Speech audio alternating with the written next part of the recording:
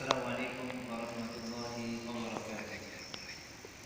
بسم الله والصلاة والسلام على رسول الله وعلى آله وصحبه أجمعين ومن تبعهم بإحسان إلى يوم الدين وبعد. الحمد لله. সম্মানিত সুধী, এখন আমি আপনাদের সামনে অত্যন্ত একটি গুরুত্বপূর্ণ বিষয়ে শিক্ষামূলক পরামর্শ আপনাদের সামনে তুলে ধরব। এই শিক্ষামূলক পরামর্শ যদি আপনাদের ভালো লেগে থাকে তবে অবশ্যই এই ভিডিওটি আপনারা লাইক সাবস্ক্রাইব করে আমাদের সঙ্গে থাকবেন এবং দ্বীন ইসলামের প্রচার স্বার্থে ভিডিওটি শেয়ার করতে ভুলবেন না। সম্মানিত সুধী, আমার বিষয় হলো আমাদের আদরের সন্তানদের আরবি পড়া এবং তাদের মাদ্রাসায় ভর্তি করানোর উপযুক্ত বয়স। আল্লাহ রাব্বুল আলামিন আমাদেরকে সৃষ্টির আগেই তিনি আমাদের সকল মানুষের থেকেই এই কথা সাক্ষ্য নিয়েছিলেন যে আমি কি তোমাদের রব নই? সূরা আরফের মধ্যে আল্লাহ রাব্বুল আলামিন স্পষ্টভাবে এই বাণী, এই আয়াতটি তিনি উল্লেখ করেছেন। আলাস্তু বিরাব্বিকুম ক্বালু বালা শাহিদনা, আমি কি তোমাদের রব নই? সকলে এক বাক্যে উত্তর দিয়েছিলেন, অবশ্যই আপনি আমাদের রব। সহিহ বুখারীতে হাদিস এসেছে, আল্লাহ রাসূল সাল্লাল্লাহু আলাইহি ওয়াসাল্লাম বলেছেন যে কুল্লু মাউলুদিন ইউলাদু আলাল ফিতরা, যে প্রত্যেকটি নবজাতক ইসলামী স্বভাব কৃষ্টি ইসলামী রীতিনীতির উপর জন্ম লাভ করে। প্রিয় উপস্থিতি, এই আয়াত আর হাদিস দ্বারা আমি বোঝাতে চাচ্ছি যে আমাদের জন্য আরবি ভাষাটি সহজ, আমাদের জন্য আরবি পড়া সহজ। কেননা আমরা সৃষ্টির আগেই আরবিতে কথা বলেছি, আবার জন্ম লাভ করেও আরবি শেখার সুযোগ থাকে এবং মৃত্যুর পরের ভাষা হবে আমাদের আরবি।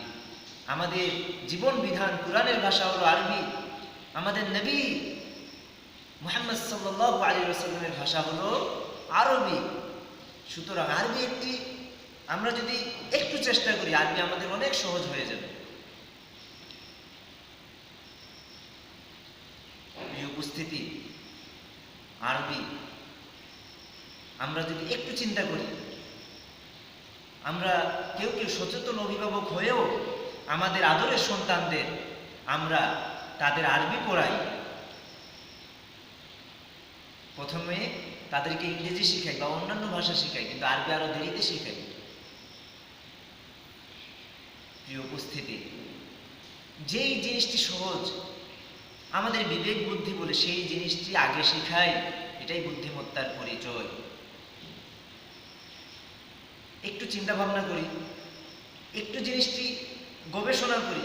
আমরা যদি আমাদের আদরের সন্তানদের শুরু থেকেই তার মাতৃভাষা শেখানোর পাশাপাশি তার মাতৃভাষা তো অবশ্যই শিখতে হবে, সঙ্গে যদি আমরা আরবিটাও শিখিয়ে ফেলি, ABCD এই ইংরেজিগুলো পড়ে শিখাই।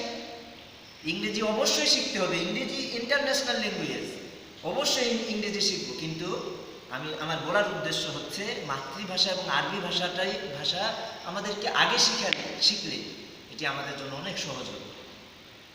সুতরাং আমরা যেটি আমাদের সহজ, যেটি শিখতে আমাদের দ্রুত তাড়াতাড়ি শেষ হবে, সেটি আমরা আগে শিখি। দেখা যায় আমরা মুসলিম হয়েও অনেক পরে আরবি ভাষা শিখি, অনেক বয়স হয়ে আরবি ভাষা শিখি, তখন মুখের জড়তা ভারী হয়ে যায়, মুখ অন্যান্য ভাষা শিখার পরে এই ভাষা আমাদের অনেক কঠিন হয়ে যায়। এজন্য দেখা যায় যে যারা বড় হয়ে আরবি শিখে তাদের অনেক হরফ, আরবি অনেক বর্ণ সহিশুদ্ধভাবে উচ্চারণ আসে না।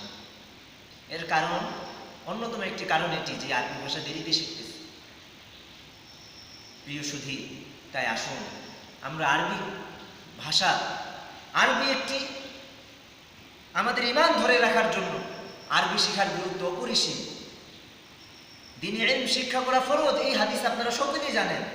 এই দ্বীনি ইলম, এই আসমানি এই জ্ঞান, এটা তো আরবি ভাষায় রচিত। এই ভাষার চাবিকাঠি, কুরআন হাদিসের চাবিকাঠি হলো আরবি, আল-লুগা আল-আরবিয়্যা। এই ভাষা অবশ্যই আমাদের শেখা উচিত, এটা ঈমানের দাবি। আরবি ভাষার গুরুত্ব অনেক বেশি সম্মানিত সুধী। তাই আসুন আমরা আমাদের সন্তানদের আরবি ভাষা এবং মাতৃভাষা যেন তাদের হাতে খড়ি হয়, শুরুতেই যেন আমরা আমাদের আদরের সন্তানদের আরবি ভাষা এবং তার মাতৃভাষা শিখাই। অতঃপর আরেকটি বিষয় হলো, মাদ্রাসায় আমরা কখন ভর্তি করাবো আমাদের আদরের সন্তানদের। এই জিনিসটিও আমরা অনেকে ভুল করে বসি যে আমরা আমাদের সন্তানদের মাদ্রাসায় পড়াবো। আমার জীবনের অভিজ্ঞতার আলোকে আমি বলছি যে আপনাদেরকে আমি সুশিক্ষার পরামর্শ দিচ্ছি, কারণ পরামর্শ অন্যতম একটি সুন্নত। আল্লাহ রাসূল সাল্লাল্লাহু আলাইহি সাল্লামের পরামর্শের গুরুত্ব অনেক বেশি। আমরা আমাদের সন্তানদের শুরুতে বাড়ির পাশেই যদি মাদ্রাসা থেকে, অবশ্যই আমি মাদ্রাসায় যাতায়াত করে আমার সন্তানদের পড়াবো। আর যদি মাদ্রাসা দূরে হয়, তবে আমাদের সন্তানদের পড়ানোর, আরবি ভাষা শেখানোর বা মাদ্রাসায় ভর্তি হয়ে সে যেন ভালো পড়া পারে, এজন্য একটি অন্যতম একটি মাধ্যম হচ্ছে, আমার পরামর্শ হচ্ছে যে শুরুতে তাকে মাতৃভাষা এবং আরবি ভাষা শিখাবেন।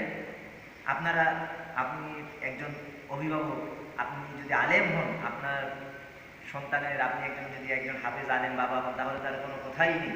আর আপনি যদি জেনারেল শিক্ষিত হন, আরবি ভাষা যদি না জানেন, কুরআন হাদিস যদি পড়তে না পারেন, তবে একজন ভালো টিচার, ভালো একজন আলেম বা হাফিজ যাদের পড়া সহিশুদ্ধ, তাদের মাধ্যমে আপনার আদরের সন্তানদের আপনারা আরবি ভাষাটা, আরবি কায়দা, মক্তব যেটাকে বলে, এবং আর কুরআন মাজিদ দেখে দেখে পড়া, নাজেরা পড়া যেটা, এটা একদম সহিশুদ্ধ করে পড়ায় শেষ করবেন।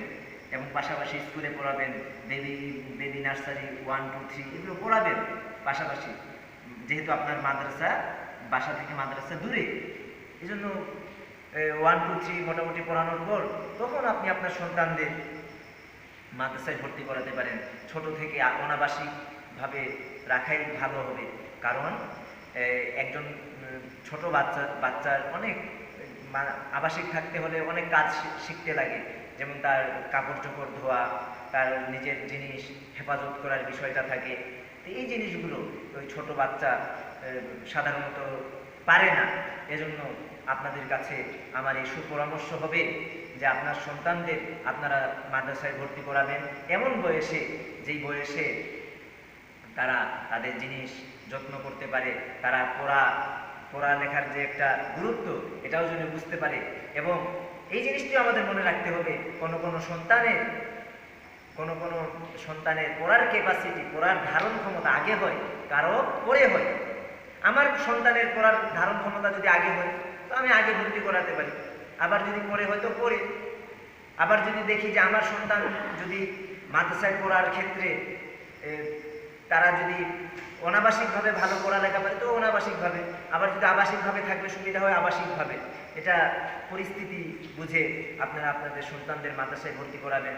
মাদ্রাসায় ভর্তি করানোর ক্ষেত্রে আমি আমার সন্তানদের ক্ষেত্রে যেটা বলবো, এটা হলো যে আমার সন্তানদের আমিও শুরুতে স্কুলে পড়াবো এবং পাশাপাশি তাকে নাজেরা মক্তব এটা নিজেই আমি পড়াবো। আমি যেহেতু হাফেজ, আমি নিজেই বাড়িতে পড়িয়ে ফেলবো, যাতে করে তারা মাদ্রাসায় ভর্তি হয়ে মক্তব বা নাজেরা ভিন্নভাবে পড়তে না হয়, ডাইরেক্ট হিফজ যেন শুরু করতে পারে।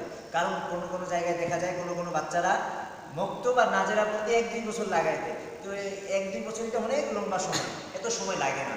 একটা কায়দা, একটা আম্মা পাড়া এবং নাজেরা শেষ করতে বেশি থেকে বেশি 1 বছর, নইলে ন্যূনতম খুব তাড়াতাড়ি হলে 5-6 মাস বা 4 মাসেও শেষ হয়। সুতরাং এটা যদি প্রাইভেটভাবে পড়ানো হয়, আমার মনে হয় ভালো হবে ইনশাআল্লাহ। আর এর থেকেও আপনারা পরিস্থিতি অবস্থা ভেদে আপনার সন্তানদের আপনারা মাদ্রাসায় ভর্তি করাবেন। আরও এরকম অনেক ভালো পরামর্শ নেওয়ার জন্য আমি আপনাদের সঙ্গে থাকবো ইনশাআল্লাহ। আমার এই আলোচনা আপনারা শোনার জন্য আমার সঙ্গে এই আলোচনাগুলোতে লাইক করবেন, সাবস্ক্রাইব করে আমাদের সঙ্গে থাকবেন ইনশাআল্লাহ। এরকম মাদ্রাসায় ভর্তি টিপস, মাদ্রাসায় পড়ানো, কওমি মাদ্রাসা জীবন, কওমি মাদ্রাসা কেমন হবে আমার জীবনযাপন আপনার সন্তানের, এগুলো আমি বিভিন্ন আলোচনা আমি রাখবো ইনশাআল্লাহ। আজকে এতটুকুই। আল্লাহ তাআলা আমাদেরকে সকলকে সঠিকটি বুঝার এবং বলার তৌফিক দান করুন। আমিন। সুবহানাকা আল্লাহুম্মা ওয়া বিহামদিকা আশহাদু আল লা ইলাহা ইল্লা আনতা আস্তাগফিরুকা ওয়া আতুবু ইলাইক।